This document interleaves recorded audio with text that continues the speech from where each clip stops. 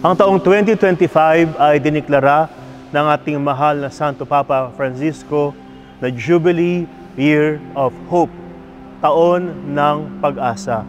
Sa totoo lang, marami tayong kwentong naririnig ng mga tao, kabataan, pamilya, sektor ng lipunan, gayon din ang ating bansa na nawawalan na ng pag-asa. Kaya samantalahin po natin ang taon na ito upang mapuno ang ating puso ng pag-asa. At may isang gawain po ang aming vicariate, ang Visita Iglesia. Ang Visita Iglesia ay isang tradisyong Katoliko na nagsimula sa Roma noong 1500s at ipinapagpatuloy natin dito sa ating bansa.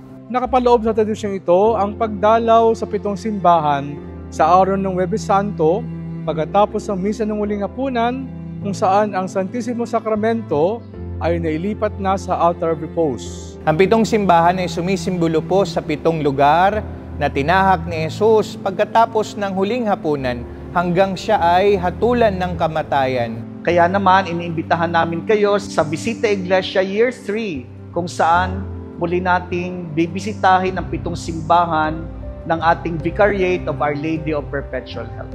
Christ the King Parish, Green Meadows. St. John Paul II Parish, Eastwood City. Transfiguration of Our Lord Parish, 18th Avenue.